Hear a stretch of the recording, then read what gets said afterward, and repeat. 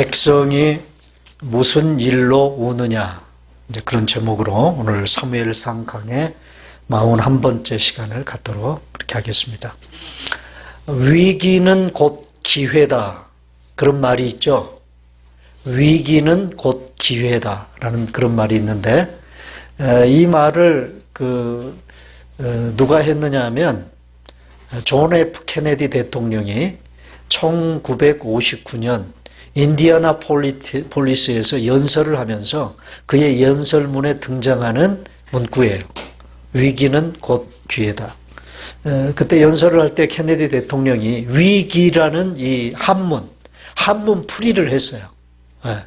미국 사람이 한문 풀이를 했어요.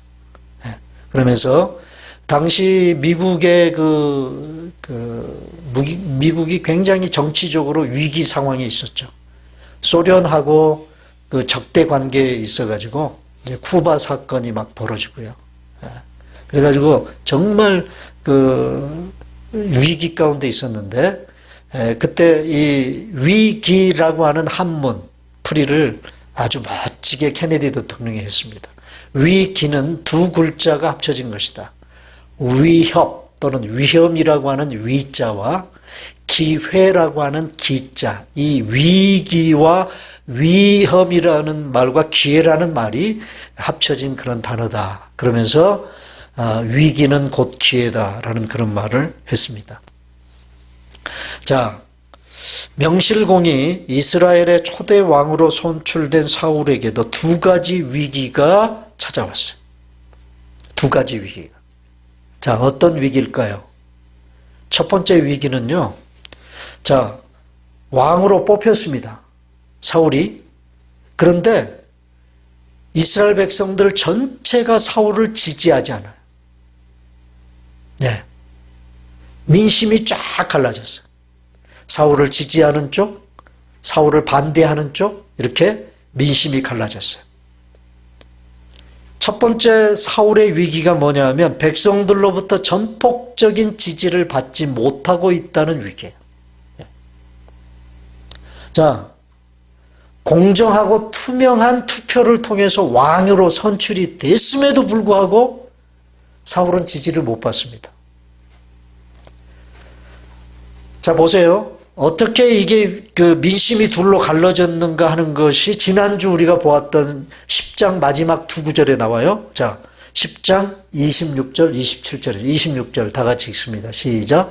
사울도 기브와 자기 집으로 갈 때에 마음이 하나님께 감동된 유력한 자들과 함께 갔다. 자, 여기는 지지하는 세력들이에요.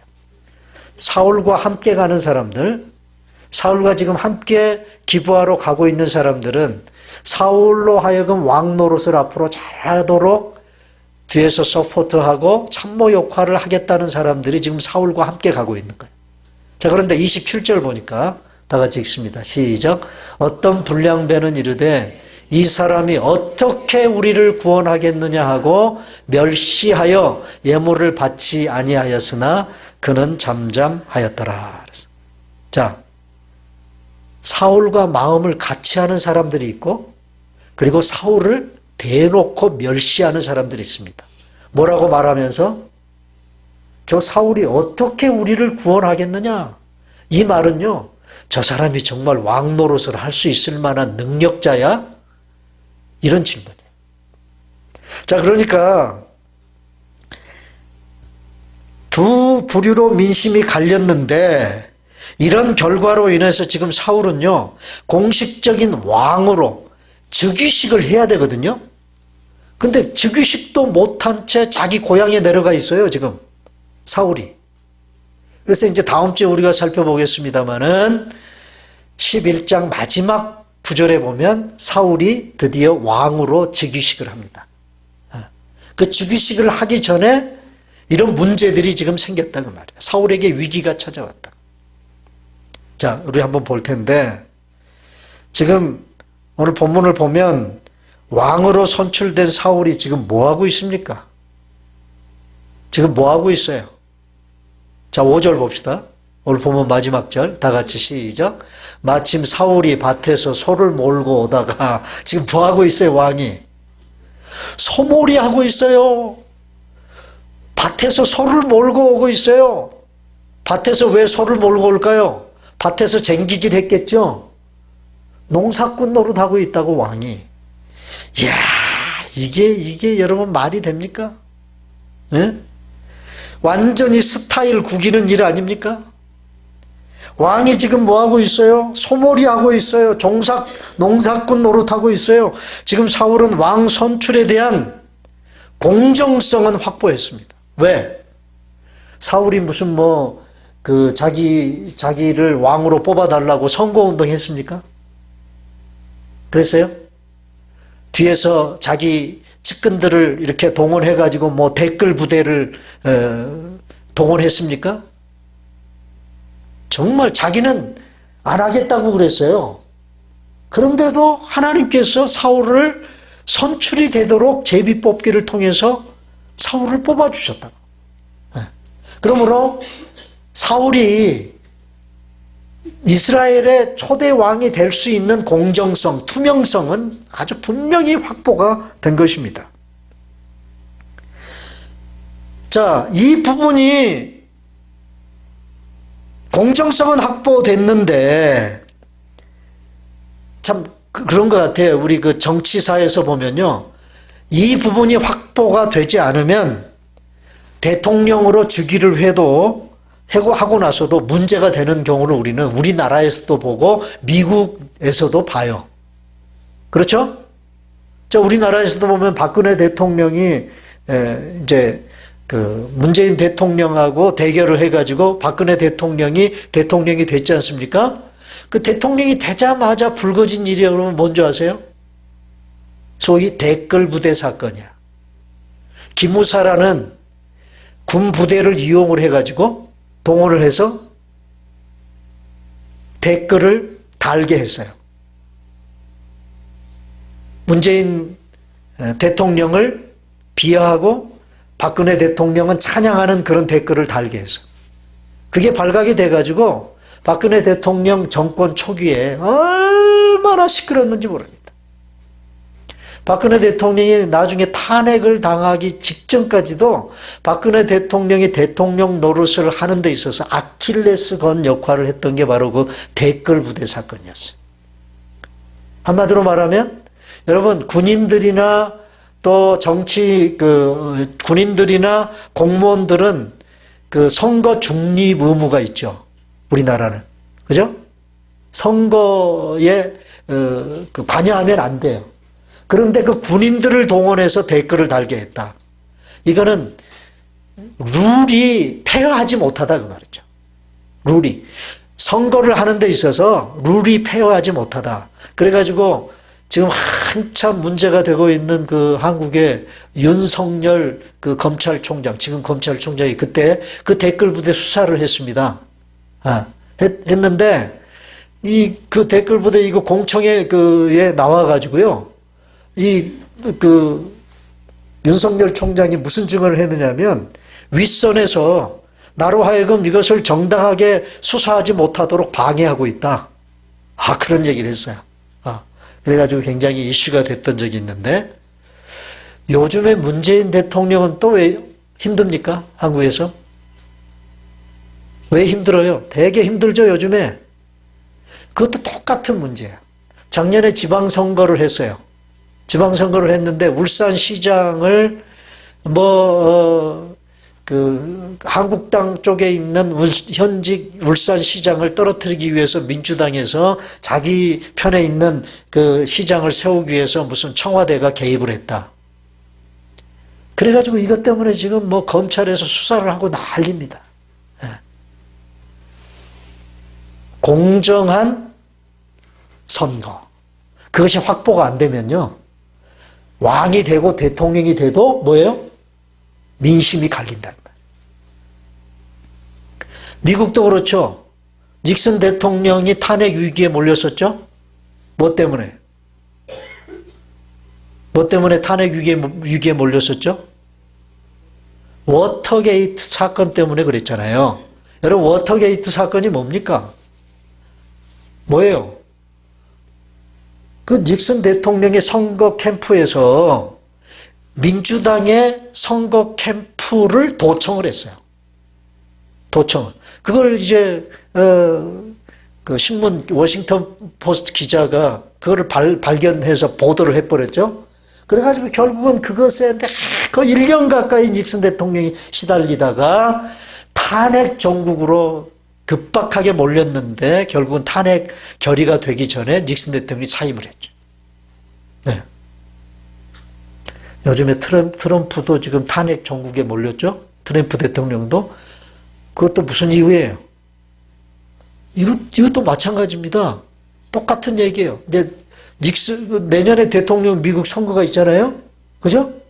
대통령 선거가 있는데 트럼프가 민주당에서 뭐예요? 그 존 바이든이라고 하는 옛날 오바마 대통령 때 부통령을 했던 바이든이 후보로 나올 것 같으니까 이 트럼프 대통령이 우크라이나 정부에 존 바이든을 수사해달라고 의뢰를 했다. 예? 수사해달라고. 이게 이제 이슈가 돼가지고요. 지금 민주당에서 난립니다. 곧 있으면 탄핵 가결 투표를 해요. 예. 이게 어떻게 될지는 모르겠습니다만은 결국은 이런 문제들이 다 뭐와 관련이 있습니까? 선거를 페어하게 해서 뽑혔느냐. 자, 그런데 사울 왕은 그런 선출에 대한 투명성과 공정성은 너무나도 분명해요. 확보가 됐어요. 그런데 뭐가 문제예요? 뭐가 문제? 능력이 있느냐 하는 문제예요. 왕 노릇 할 만한 자격이 있는 사람이냐, 그런 능력이 있는 그런 사람이냐라는 것에 대해서 사울을 지지하지 못하는 사람들은 의심을 하고 있다는 말이에요. 의심을. 그래서 여러분 지금 이 사람이 어떻게 우리를 구원하겠느냐라는 그 사울을 지지하지 않는 그 불량배들, 트러블 메이커들, 이런 사람들의 말 속에는요, 저 사람이 정말 왕노릇 할 만한 능력자야? 우리나라에 어떤 위기가 찾아오면 그것을 해결할 만한 사람이야? 미천하기 짝이 없는 베냐민 지파 출신이 다른 11지파를 다스리고 통솔할 수 있을 만한 그런 능력 있는 사람이야? 라고 사울을 왕으로 지지하지 못하는 속내가 그들이 하는 말 속에 드러나 있다고 말이에요. 이것이 사울이 직면한 첫 번째 위기입니다. 이것이.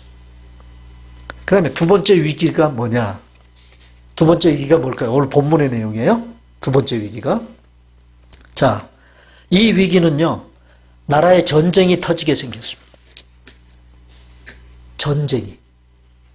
암몬이라는 나라가 왕이, 나하스라는 암몬 나라의 왕이 군대를 이끌고 쳐들어왔어.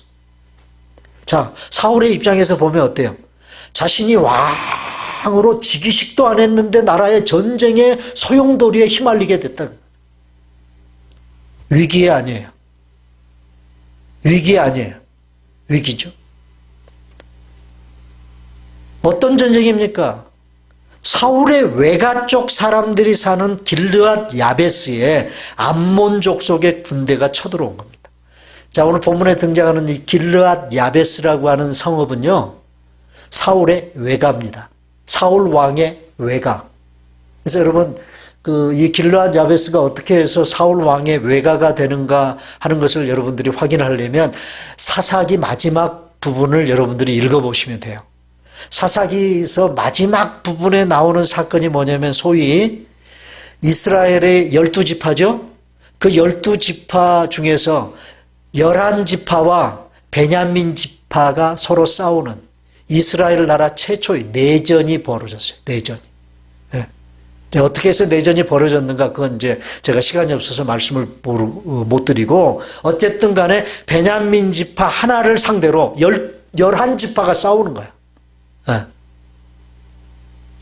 그래가지고 그 싸움 때문에 베냐민 지파가 완전히 다 몰살을 당했습니다. 남자들 600명만 남고요. 다 죽었습니다. 다. 이제 한순간에 한 지파가 멸절을 당할 위기에 빠졌어요. 그때 그 전쟁을 할 때 베냐민 지파를 상대로 전쟁을 벌이는 연합 지파, 11지파에서 이 길르앗 야베스 사람들도 불렀어요. 너희들도 우리 군대에 동참을 해라. 그런데 길르앗 야베스 사람들이 유일하게 동참을 안 했습니다. 그래가지고 나중에 전쟁이 끝난 다음에 이 베냐민 지파를 아주 그냥 초태화시키고 난 후에 나머지 11지파가 후회를 합니다. 베냐민도 우리의 골육인데 이 전쟁 때문에 이 베냐민 한 지파가 없어지게 생겼다. 그러면서 이제 다른 지파들이 후회를 하고 이걸 이제 처리하는데 어떻게 처리하느냐면 이 베냐민 지파가 멸절당하게 생겼으니까 그들의 지파의 명맥을 유지하기 위해서 이 길르앗 야베스 여자들을 베냐민 지파 살아남은 남자들에게 줘요. 그래서 결혼을 시켜. 그래가지고 후손을 잇게 해줍니다. 그래서 길르앗 야베스 여자들이 베냐민 지파의 시집으로 와가지고, 시집으로 와서 낳은 사람이 누구예요? 사울 왕. 그러니까 길르앗 야베스 지역은 사울 왕의 외가죠, 외가. 근데 지금 이 길르앗 야베스를 암몬이 지금 쳐들어왔단 말이에요. 암몬이. 자, 이것은 나라적으로 보면, 국가적으로 보면 분명히 위기지만 사울 개인적으로 보면 기회입니다. 왜 기회일까요? 왜 사울 개인적으로 보면 기회일까요? 이 난관을, 전쟁의 위기를 사울이 어떻게 해결하느냐에 따라 왕으로서의 능력을 백성들로부터 인정받을 수도 있고 인정 못 받을 수도 있기 때문에 그래요. 자, 전쟁을 해서 암몬을 물리치면, 쫓아내면, 암몬 군대를 물리치면 사울은 왕으로 인정받는 거죠. 그죠? 능력을 인정받는 거죠. 못 물리치면 낙동강 오리알 신세가 되는 것입니다. 사울은. 지금 그런 순간이에요. 자, 이 전쟁의 양상이 어떻게 전개됩니까? 자, 암몬이 쳐들어왔을 때 길르앗 야베스 사람들은요, 이 암몬 군대와 싸우고자 하는 결전의 의지가 1도 없었어요. 1도. 오늘 본문을 보니까. 자, 1절 볼까요? 1절 다 같이 시작. 암몬 사람 나하스가 올라와서 길르앗 야베스에 맞서 진침해 야베스 모든 사람들이 나하스에게 이르되 우리와 언약하자. 그리하면 우리가 너를 섬기리라. 여기 우리가 너를 섬기리라라는 말은 무슨 말이에요? 너희 암몬의 종주국이 되겠다는 그 말이야. 이제 우리가 아무 말 안 하고 너희들의 신하 나라가 돼서 너희들한테 조공을 바칠 테니까 그냥 군대 물려라, 그런 말입니다. 그런 언약을 맺자는 거예요. 싸워보지도 않고. 아니, 이렇게 맥없이 항복을 할 수 있습니까? 여러분, 그런데 우리가 여기서 잘 봐야 될 일이 있어요. 뭐냐면 사실 암몬은요, 이스라엘의 요단 동편의 변방의 작은 성읍인 길르앗 하나 점령하고자 하는 것이 전쟁의 최종 목표가 아니에요. 자, 이렇게 길르앗 야베스 사람들이 암몬 왕 나하스에게 이런 제의를 하자 나하스가 그 다음에 뭐라고 답변을 하는 줄 아십니까? 2절 보겠습니다. 다 같이 시작. 암몬 사람 나하스가 그들에게 이르되 내가 너희 오른눈을 다 빼야 너희와 언약하리라. 내가 온 이스라엘을 이같이 모욕하리라. 자, 암몬의 최종 목표는 길르앗 야베스가 아니라는 것이 여기 밝혀지죠? 온 이스라엘을 내가 이렇게 만들겠다. 얼마나 극악무도합니까? 상대편에서 화친을 제의했는데 눈 다 빼겠다는 거야. 오른눈을. 여러분, 이 암몬의 이 나하스의 전략은요, 대단히 사탄적입니다. 사탄적인 전략입니다. 여러분요, 사탄은 절대로 처음부터 자기가 정해놓은 넘어뜨리려고 하는 목표를 처음부터 공격하지 않아요. 아주 교묘하게. 자, 창세기 3장에 인류 최초의 사람인 아담을 사탄은 넘어뜨리려고 했어요. 그럴 때도 보면 사탄이 아담을 직접 공격했습니까? 아담을 직접 공격하지 않았죠? 먼저 누구를 공격합니까? 하와를, 그의 아내인 하와를 먼저 넘어뜨리고 그 다음에 그 하와로 하여금 아담을 넘어뜨리게 하는 거예요. 여러분, 이게 사탄의 전략이에요. 암몬이 그랬습니다. 먼저 이스라엘 지파 공동체와의 관계 속에서 이 길르앗 야베스는요, 결속력이 약해요. 아까도 말씀드렸죠? 그 내전 벌릴 때 동참하라고 했는데 이 성읍만 동참을 안 했어요. 결속력이 약해요. 공동체 의식도 약하고, 지형적으로도 요단 동편의 외딴 섬처럼 홀로 떨어져 있는 성읍이 길르앗 야베스 성읍. 자, 교회적으로도 보면 이런 성도들이 사탄의 먹잇감이 될 가능성이 많습니다. 교회에 대한 소속감도 약하고 은근히 교회에 대한 불만감도 품고 있는 성도들이 쉽게 넘어집니다. 시험에 들게 합니다. 사탄이 그런 사람을 공격을 해요. 그래서 쉽게 그들을 넘어뜨려서 교회를 시험 들게 하고, 그래서 결과적으로 교회 전체가 어려움을 겪게 만들어요. 여러분, 그러므로 여러분, 교회라고 하는 곳은요, 사도 바울 선생님이 사도행전 20장에서 에베소 장로들을 불러 모아놓고, 밀레도라는 곳에 에베소 장로들을 불러 모아놓고 그 에베소 장로들에게 에베소 교회를 부탁하면서 교회가 뭔가를 얘기를 해요. 사도행전 20장에 나와요.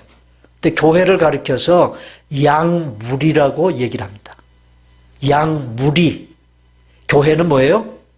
양들의 무리다. 그래서 무리. 여러분, 양들은 무리를 지어서 살죠. 그죠? 무리를 지어서.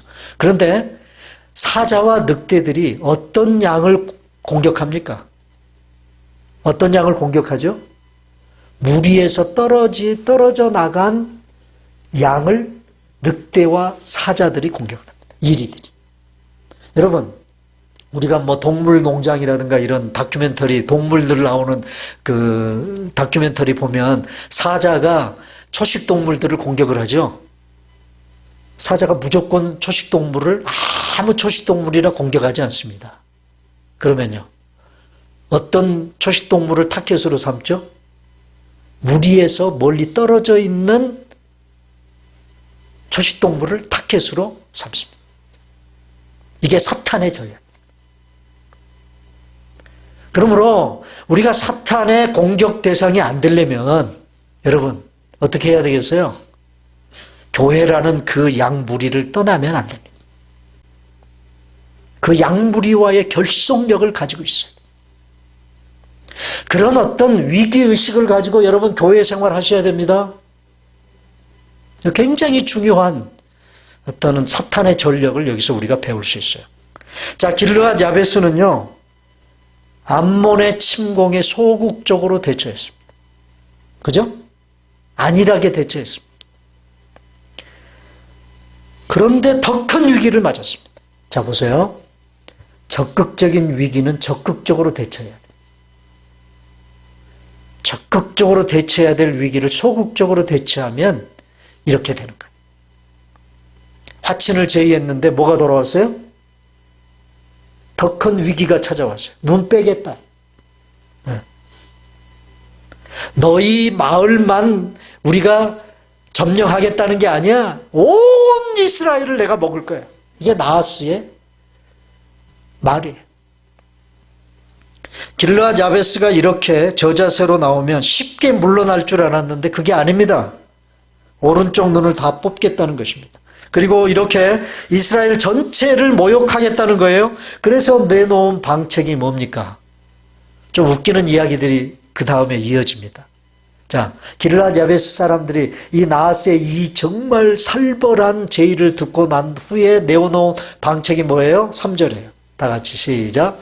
야베스 장로들이 그에게 이르되 우리에게 이래 동안 말미를 주어 우리가 이스라엘 온 지역의 전령들을 보내게 하라. 만일 우리를 구원할 자가 없으면 내게 나아가리라. 이거 보세요. 여러분, 도대체 전쟁사에 이런 제의를 하는 나라가 어디 있습니까? 우리를 구원해 줄 만한 그런 지파나 그런 사람이 없으면 너희들이 우리에게 제의한 대로 우리 눈 다 뽑고 그리고 뭐예요? 언약을 맺겠다. 여러분, 저는 이 3절 말씀을 어제 참 묵상하면서 참 좀 웃긴다는 생각이 들면서도 왜 길르앗 야베스 사람들이 길르앗 야베스 사람들이 왜 공식적인 왕으로 선출된 사울을 직접 찾아가서 사울 왕이요, 당신이 이제 우리나라의 왕이 아닙니까? 지금 우리 성읍이 위기를 맞았습니다. 그러니 저 암몬 사람들을 쫓아내 주십시오. 왜 구원을 요청 안 했을까? 왜 구원을 요청 안 했을까요? 왜요? 소식을 못 들어서? 사울이 왕이, 자기들과 인척 관계가 있는 사울이 왕이 됐다는 그 소식을 못 들어서? 그게 아니죠. 아직 사울을 못 믿는다는 거예요. 아까 얘기했어요? 첫 번째 위기, 사울의 능력이 검증되지 않았다는 거예요. 자, 이런 제의를 하니까 더 웃긴 건 암몬 왕 나하스가 그걸 받아줘요 또? 자, 4절입니다. 다 같이 시작. 이에 전령들이 사울이 사는 기브아에 이르러 이 말을 백성에게 전하며 모든 백성이 소리를 높여 울더라. 자, 전령들이 왜 갔겠어요? 그래? 암몬 왕 나하스가 그래? 한번 해봐라. 너희가 요구한 대로 7일 동안 말미 줄게. 그 얘기는 오늘 본문에 기록이 안 돼 있지만 아주 의기양양하게 자신만만하게 암몬 왕 나하스가 그렇게 해보도록 청을 받아줬어요. 자, 암몬 왕 나하스 입장에서는 자신만만했겠죠. 너희가 그렇게 해봐야 너희들을 구원해 줄 만한 사람 너희들 못 찾아. 여러분, 지금 이스라엘은요 오합지졸입니다. 왕을 뽑아놓고도 왕 즉위식을 못하고 있어요. 그런데 여러분, 이제 결과론적입니다만은 암몬 왕 나하스는 대단히 교만한 거예요. 교만한 거란 말이에요. 교만은 뭐예요? 교만은 패망의 선봉이죠.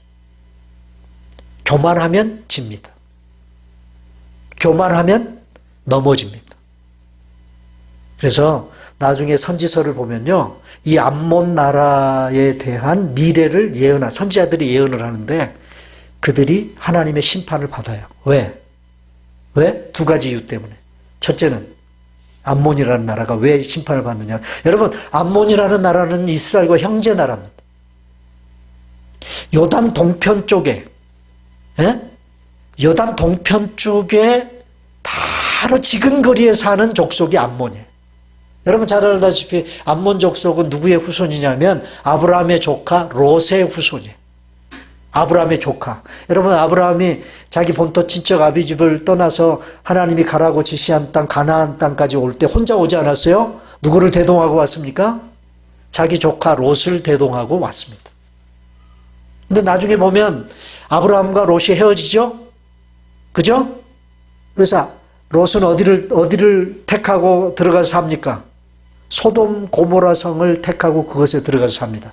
근데 나중에 보면은 하나님께서 그 소돔과 고모라 성을 심판하죠? 유황불로 심판하죠?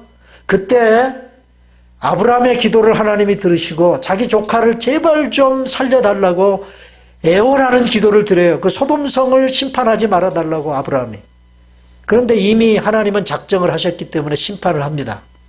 근데 아브라함의 기도를 들으시고 조카 롯은 구원해 주죠. 그런데 가족 전체를 구원해 준 게 아니라 하나님의 말씀을 농담으로 여겼던 누구?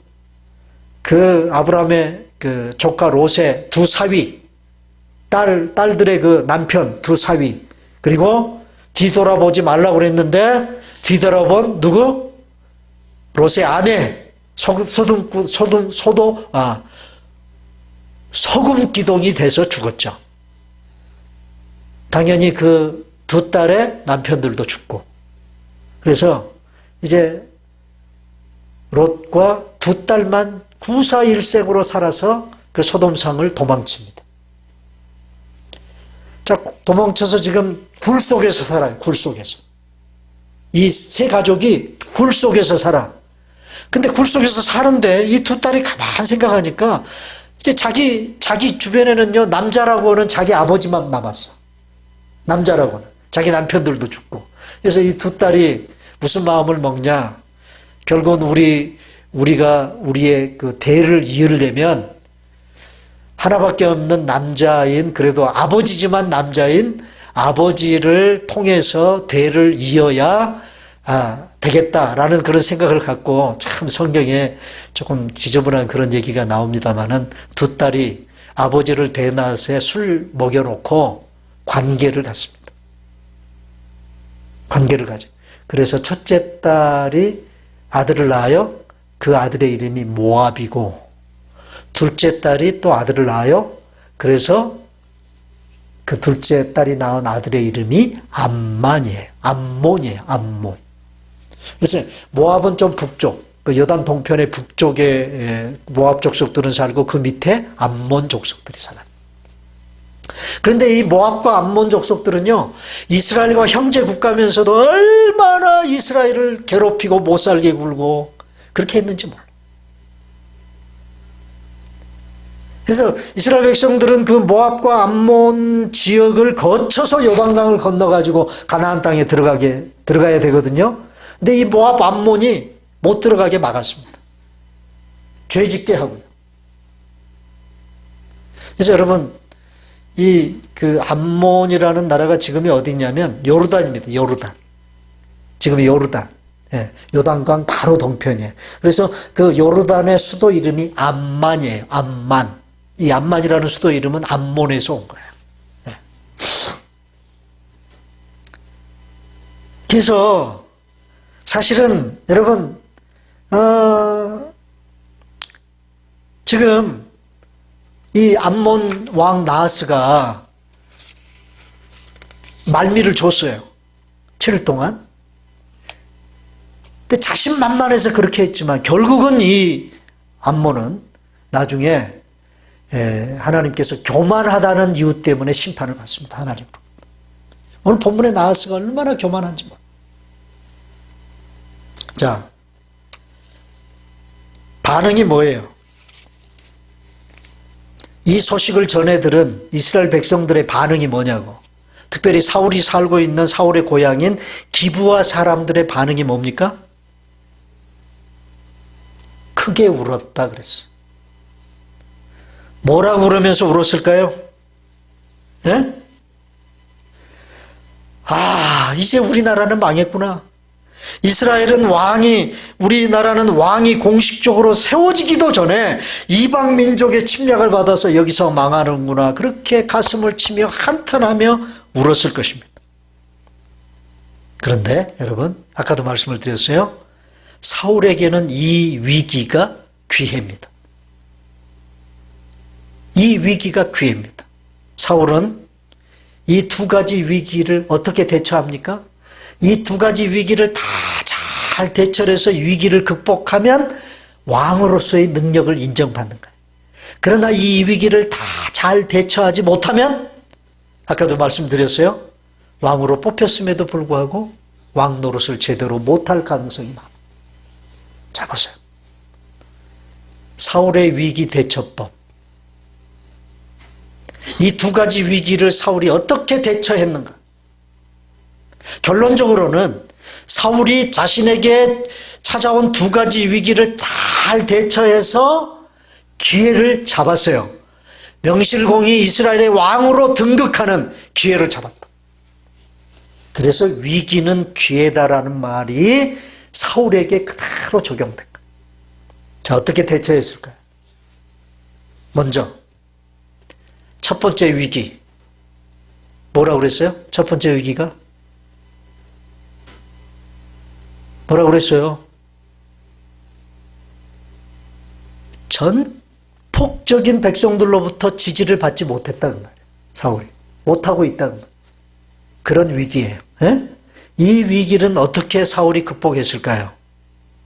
자, 이 위기는요, 어떤 면에서 보면 소극적인 위기입니다.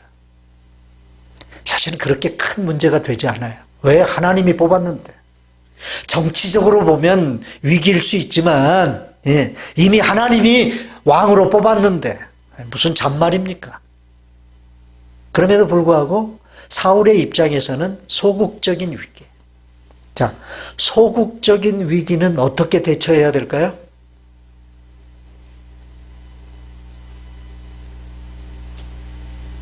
소극적인 위기는 어떻게 대처해야 될까요? 소극적으로 대처하는 겁니다. 자, 첫 번째 위기 대처의 첫 번째 원리. 소극적인 위기는 어떻게 대처해요? 소극적으로 대처한다. 여러분 잊어버리지 마세요. 오늘 제 설교 굉장히 중요한 포인트입니다. 우리에게도 위기가 찾아올 수 있어요. 소극적인 위기든 그것이 적극적인 위기든 어떤 형태의 위기든 우리에게도 위기가 찾아올 수 있어요. 그런데 소극적인 위기는요, 소극적으로 대처해야 돼. 근데 소극적인 위기를 적극적으로 대처하다 보면 일을 그르치는 경우가 많아요. 그런 분들 있죠? 있어요, 없어요? 이거 죽고 사는 문제도 아닌데 죽자고 덤벼드는 사람들이 있어요. 이 중에는 없나 몰라. 가정에서도 부부싸움을 하는데 별것 아닌 문제인데 죽기 살기로 달겨드는 사람들. 가정에서. 소극적인 문제는 어떻게 대처해라? 소극적으로. 자, 사울이 그렇게 대처했어요. 봅시다. 10장 27절입니다. 다 같이 시작. 어떤 불량배는 이르되 이 사람이 어떻게 우리를 구원하겠느냐 하고 멸시하며 예물을 바치지 아니하였으나 그는 잠잠하였더라. 어떻게 대처했어요? 자기를 멸시하는 사람들을 향해 대항하지 않았어요. 잠잠했어. 저 같으면 요절을 냈을 것 같아. 감히 왕으로 선출된 나를 멸시해? 무시해? 그러면서 요절을 냈을 것 같아. 그 다음에 또 어떻게 대처하는가 봅시다. 5절입니다. 다 같이 시작. 마침 사울이 밭에서 소를 몰고 오다가, 자 보세요. 사울은 공식적인 왕 즉위식에 있기까지 지금 뭐하고 있어요? 뭐하고 있어? 왕으로 뽑힌 사람이 한가하게 농사 짓고 있어요. 자, 스스로 나서지 않고 사울은요, 자신의 능력이 인정받을 때까지 사울은 잠잠히 기다리고 있어요. 네? 저 같으면요, 방방각곡 돌아다니면서 내가 왕이야. 내가 왕이다. 그러면서 막 설쳤을 것 같아. 근데 사울은 지금 잠잠히 자기 고향에 내려가 농사 지으며 때를 기다리고 있다. 그 말이에요. 사울은요, 침묵할 줄도 알고 기다릴 줄도 알았습니다. 이 두 가지는 지도자의 덕목 중에 정말 중요한 덕목. 또 사울이 어떻게 대처하는가 봅시다. 이 소극적인 그 위기에 대해서 자, 다음 주에 살펴볼 텐데 사무엘상 11장 12절 13절 다 같이 읽습니다. 시작. 백성이 사무엘에게 이르되 사울이 어찌 우리를 다스리겠느냐 한 자가 누구니이까 그들을 끌어내소서 우리가 죽이겠나이다. 자, 전쟁이 사울 주도하에 이 암몬과의 전쟁이 끝났어요. 암몬 군대가 퇴각을 했어요. 왕으로서 해야 될 일을 사울이 잘했어요, 못했어요? 기가 막히게 해냈다. 자, 이게 이렇게 된 후에 백성들이요, 사무엘 선지자에게, 그 사울에게 기름을 부었던 사무엘 선지자에게 얘기하는 거예요. 아니, 누가 감히 저런 사울이 어찌 우리를 다스리겠느냐고 했습니까? 그 사람 끌어내서 죽입시다.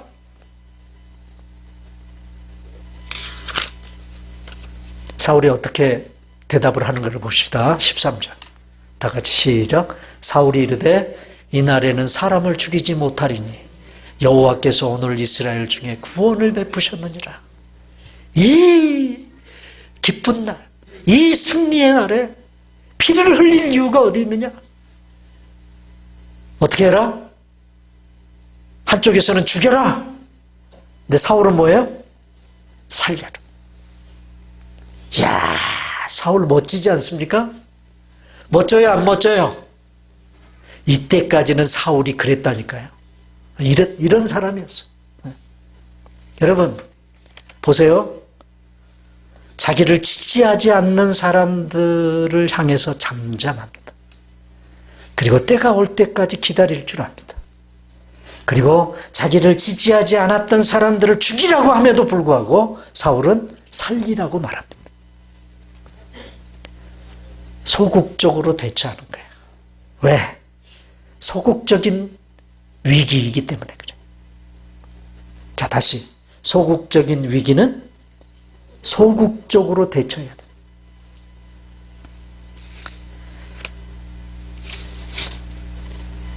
우리는 종종 소극적인 문제를 적극적으로 대처하다가 위기를 기회로 만드는 것이 아니라 기회를 오히려 위기로 만드는 경우가 왕왕 있습니다.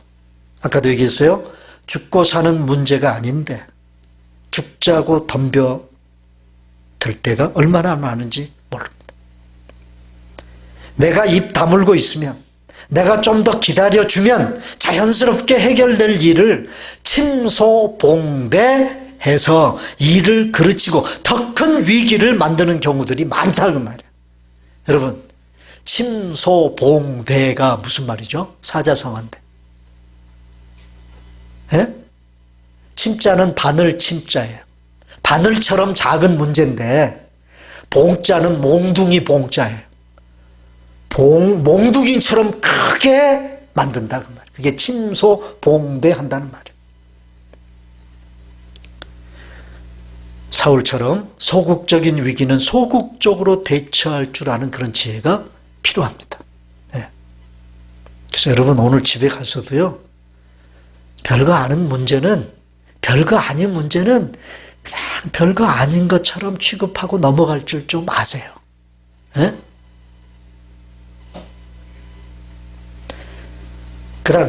그러면 두 번째 원리예요. 위기 대처법 두 번째. 그러면 적극적인 위기는 어떻게 대처해야 될까요? 예? 적극적인 위기는 적극적으로 대처해야 됩니다. 예. 자, 사울에게 찾아온 큰 위기가 무엇입니까? 전쟁의 위기죠. 그죠? 온 나라가 지금 전쟁에 휘말리게 됐단 말이에요.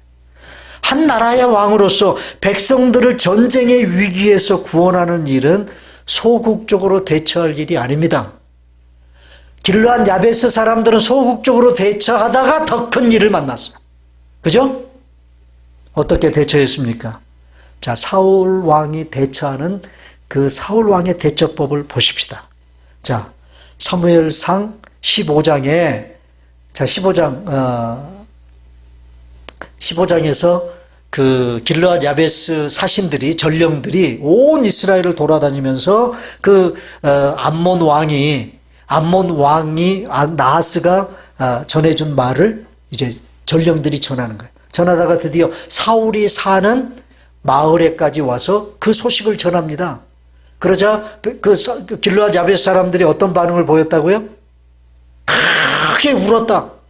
근데 사울이 소몰고 밭에서 오다가 그 자기 마을 사람들이 우는 소리를 듣고 묻습니다. 뭐라고 물었어요? 오늘 설교 제목에.